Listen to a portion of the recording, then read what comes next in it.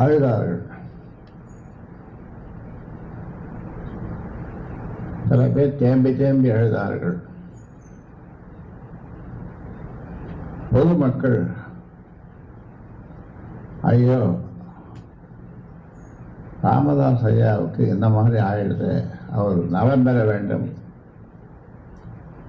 சுகமாக இருக்க வேண்டும் என்று வேண்டிக் கொண்டார்கள். ஆனால் இந்த பொய்யர் குடும்பத்தை சேர்ந்த யாரும், இந்த பொய்யரோ அந்த பொய்யர்களுடைய அப்பத்த பிள்ளைகளோ அல்லது மனைவியோ யாரும் வந்து பார்க்கவில்லை. இது போன்று 2 முறை நான் மருத்துவமனையில் இருக்கும்போது ஃபோனில் கூட பேசலை, எப்படி இருக்குன்னு கேட்கல.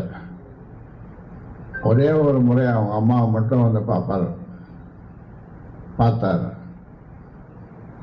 ஆக போன முறை உடல் சரியில்லாத போது ஆஞ்சியோ பண்ணும்போது தமிழ்நாட்டில் இருக்கிற தலைவர்கள் ஒருத்தர் கூட பாக்கி இல்லை, அவ்வளோ பேரும் வந்து என்னை பார்த்து நலம் விசாரித்தார்கள். ஆனால் இவர் மட்டும் அல்ல, இவருடைய குடும்பத்தை சேர்ந்த யாரும் வந்து பார்க்கவில்லை. ஆக எங்களுடைய கதை அன்புமணிக்கும் அன்புமணி குடும்பத்திற்கும் உள்ள தொடர்புகள்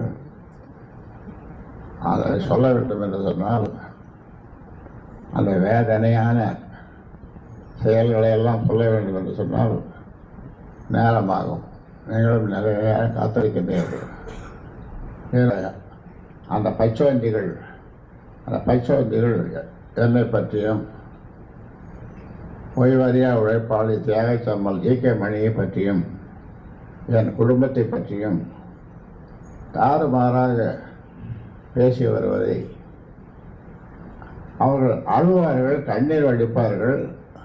கண்ணீர் வரவில்லை என்று சொன்னால் கிளிசரின் தெரியாமல், யாருக்கு தெரியாமல் போட்டுக்கொள்வார்கள்.